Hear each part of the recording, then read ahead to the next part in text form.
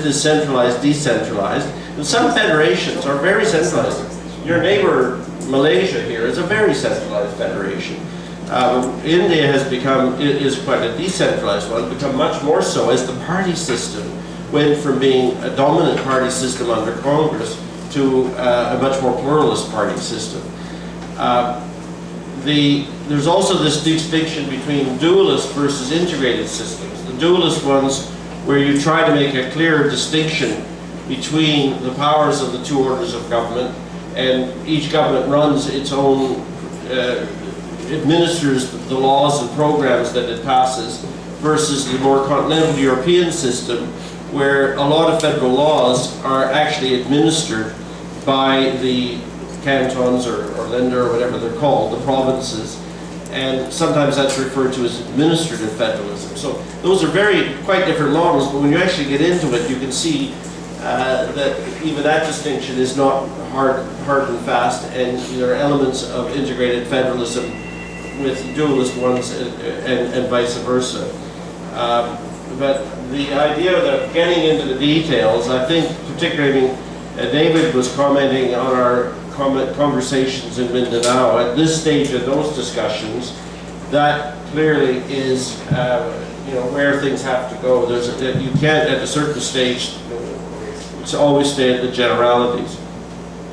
On the issue of democracy in Islam, obviously this is a big debate around the world at the moment, and particularly with the Arab Spring. I've just come from Algeria, where I was on a UN panel where we looked at the elections there. I would say that they were probably, Algeria is an interesting country in that there's considerable freedom of expression, but it's still not a totally democratic country, and there was a lot of reason to think these were not absolutely clean elections. In terms of the result was quite surprising, but exactly how they produced that result, I'm not sure. But one of the things about democracy in Islam here is the fact that the regional government will be defined within a structure of the national system ensures that there will always be elections. I think that the issues you may have will be those that you could find not just in an Islamic Christian context, but which you could find in an ethnic context, will be how much respect will there be for minority rights. And apparently in the draft agreements and so on, all that is provided for, and Sharia law applies to the Muslims and doesn't, and it's only really family law, it's not criminal law, etc. But I think the bottom line in terms of having a system which is going to be regularly tested through elections is that will probably be the case. But what will happen, whether you end up with a dominant group that sort of, those are not the best elections and so on, and who knows how all of that can happen. But that can happen anywhere. But it will not be a case that, like they had in Algeria in 1991, where people were worried that it would be one man, one vote, one time. And that would be those would be the last elections.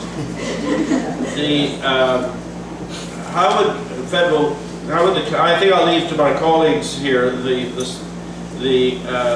second question about how federal government would affect the Philippines. You're far more in a position to comment than I, whether the oligarchs would still be on top.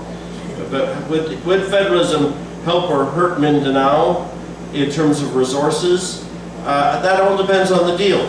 And as I indicated, I think that there are ways of designing a deal where they would get a share of the revenues. There are ways of designing a deal where they get some protection in terms of having a say about local environmental impacts, which can be quite severe with the oil and gas industry. And I think one of the places where one's had some of the most serious problems is the central government driving relentlessly to get more activity, more revenue, and not being sensitive to the local environmental impacts. So giving them some voice on those issues, I think, is important, and giving them some voice on local jobs and economic opportunities. So it's not just a revenue issue, and fitting those, those things into a deal requires some creative thinking. I would suggest that when you do a deal on oil and gas, you're going to have to rethink the 60-40 thing. There may still have to be provision for some percentage going to local governments, but clearly there would have to be some provision for money going to the regional level as well as the national level. And it needn't be a straight formula that is the same for all time. And one of the things I suggested to them is that it could be a formula where if the revenues are relatively small, they get a higher proportion. And if the revenues start getting bigger, they get a diminishing proportion. But one of the things to bear in mind is equity. And you don't want to find that you've got one of these environments where all of a sudden they're awash in oil revenues, and down the road, people are getting nothing.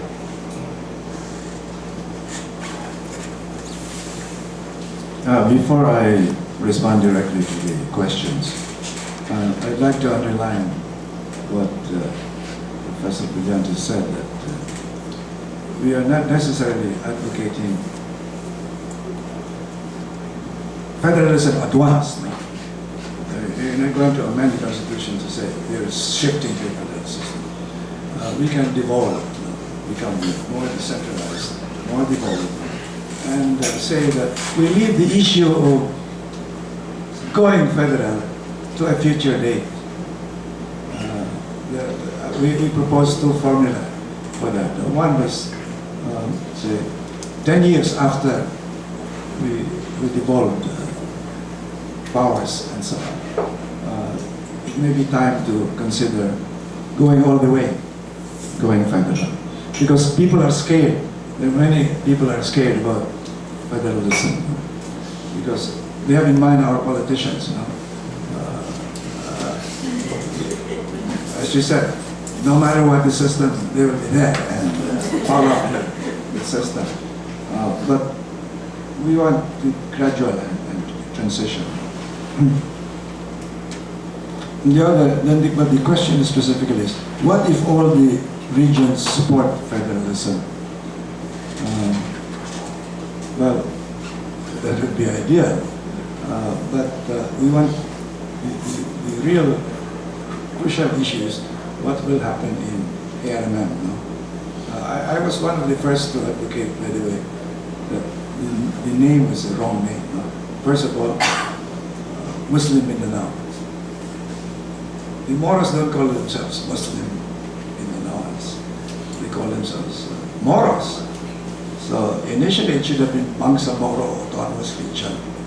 And now we are tending in that direction, recognizing the identity of the Moros as a nation. Now, the second question, kahit anong sistema ganun din kasi mga oligarchs will still be there. So much poverty, dependency of the poor on the rich and the powerful. No, I don't believe so. The scientific proposition we often put forward is that institutions and structures will change behavior. Why is the Filipinos are supposed to be lawless? And they don't want to follow rules. But when they go abroad, or even when they go to Marikina or to Subic, they change the behavior. They obey all the traffic rules and so on. But the institutions are there, different institutions, and they will apprehend you and they will imprison you if you violate the rules. In UP, you have to qualify to be admitted. You have to pass the UPCAT. That's an institutional requirement. And so you have to qualify. And then you have to maintain your grades to stay in UP. So the rules of the institution will affect the behavior of the students. So the institutions are sets of rules of behavior, codes of conduct. So when you put those codes of conduct in place and with reasonable enforcement, it will change the behavior in general. Now, I I'd like to also think of the two major institutional changes that are being proposed. One is going parliamentary, the other is going devolution into federalism. Perhaps for timing, it would be good to push for shift to a parliamentary system first. Whichever, we cannot determine this just abstractly, but why is it to me more strategically important to push for a parliamentary system? Well, I have this belief, it's not just my belief, that politicians, very pragmatic people who love power and who want to continue to be in power, will agree to change if that change favors them. Well, there is altruism, there is patriotism and so on, but basically they want change that will still favor them. And I think parliamentary change would favor them. For example, I'm thinking now, very specifically, Inay, whoever wants to be president in 2016, we should already campaign with them. You want to be president? We'll vote for you if you are for parliamentary system, if you are for devolution. We should demand. And it will be, if I were Binay, Binay is such a practical person. He is not there for nothing. And when he becomes president, he will not want to be limited to 6 years as head of state. If possible, he would like to extend that. And the way he can extend it, whoever is ambitious about it, is to change the presidential to a parliamentary system.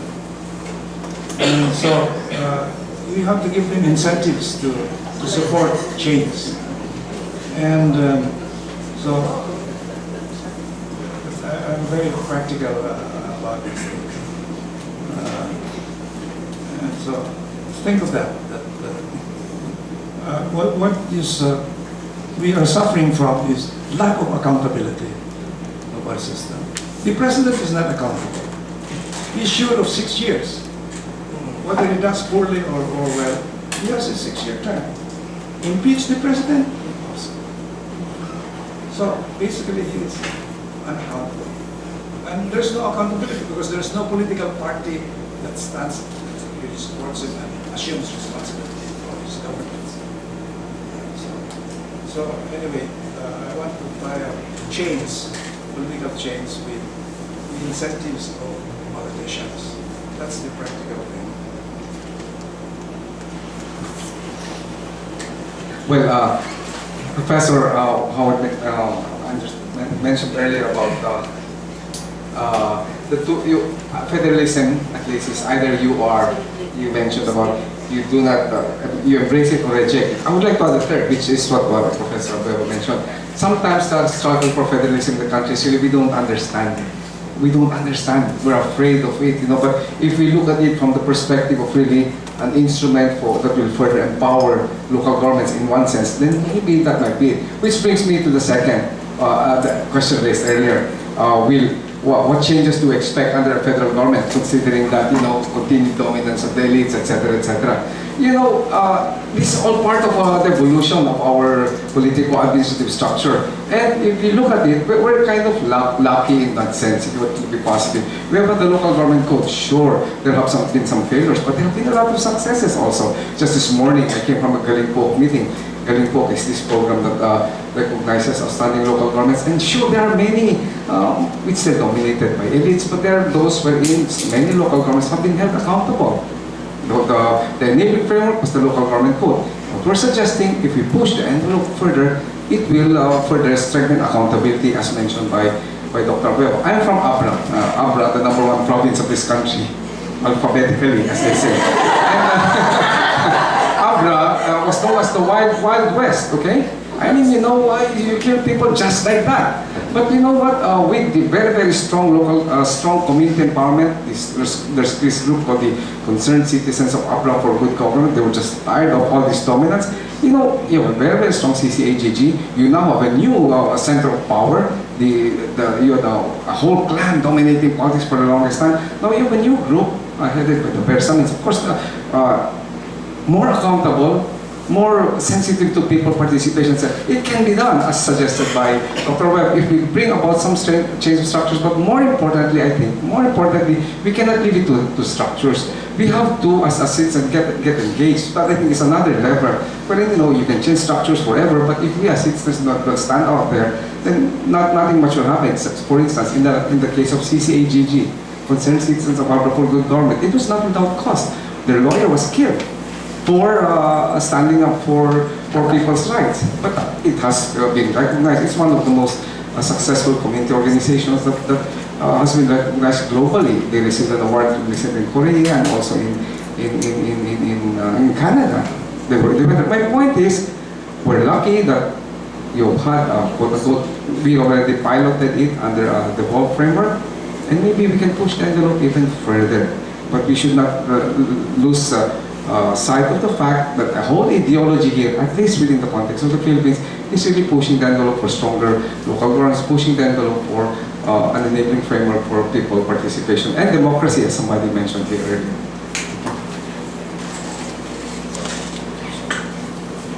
Second down, Joe, please.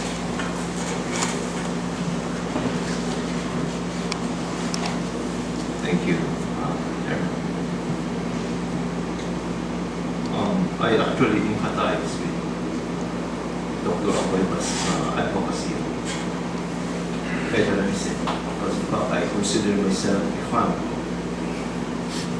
of Dr. Abueva's advocacy. And I also sort of follow the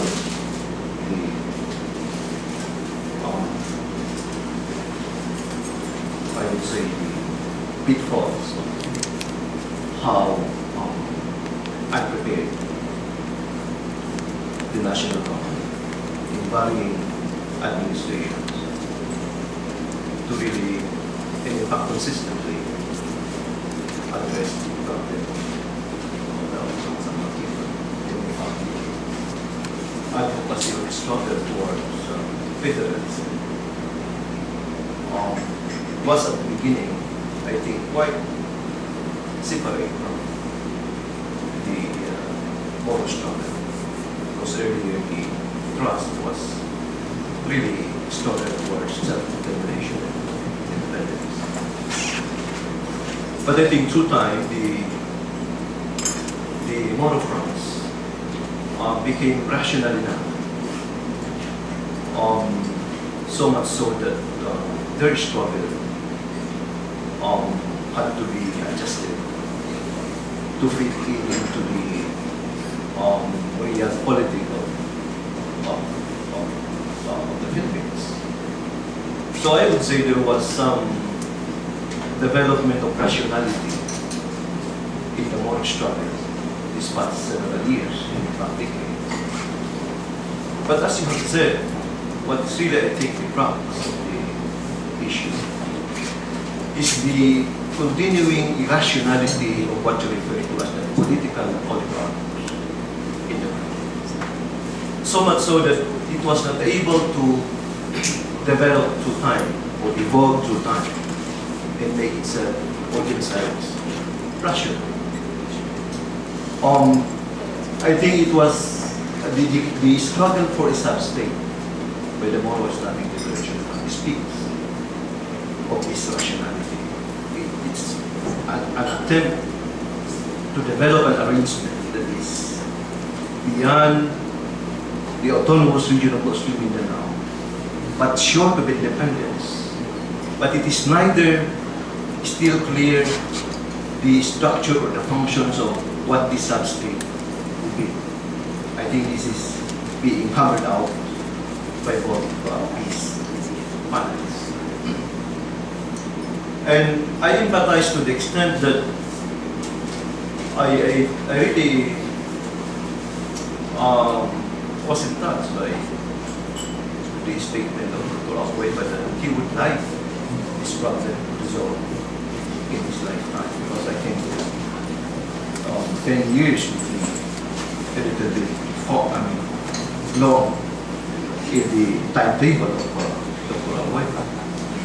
That is what I refer to as my empathy of Dr. Abueva's advocacy of federalism. However, in your latter statement, when you speak of addressing the Mindanao questions to an evolved federalism, I feel find certain contradictions in there, because one of the really unrealistic, or in fact unprepared characteristics of the Philippine government is by addressing the Mindanao conflict by installment. The fact that we have now dragged the peace process for around almost 4 decades. We don't want to strike the head of the nail. If indeed we said that the Moro struggles have become rational, why do we want to continuously espouse devolution when we have said that federalism is already the answer? Won't we drag further, in fact, the question, the issue? If there is no certainty, or we are not convinced of our advocacy of an outright federalism. I well remember in the past administration, the call was actually federalism. I think there was a convergence of your proposal with that of Senator Brillantes. But precisely, I think the administration of the time hijacked your proposal. It rode on your advocacy of federalism, but it went above further to advance parliamentary. You know, precisely, and they advocated parliamentary system, downgrading therefore your advocacy of federalism as if it was not as important. But since, as you said, the former president was really not the right person to address the issue of federalism, then the federalism question or advocacy was really set aside. And now we are beginning from scratch. My feeling is, I think while the discourse of Professor George Anderson was really helpful in terms of delineating the nuances of what must be done in Moro society as far as federal, charting the federal setup is concerned. I think that is important, but I think what is crucially important is how we are able to address the dominance of oligarchy in this country. Because if we are not able to do that, even how beautiful would be the structure and the models that we'll be able to come at this now, if it won't pass, you know, the evaluations of the acceptance of these oligarchs, then we might as well be just doing things in a cycle on and on. And I hope by that time, Dr. Abueva will still be around. Thank you.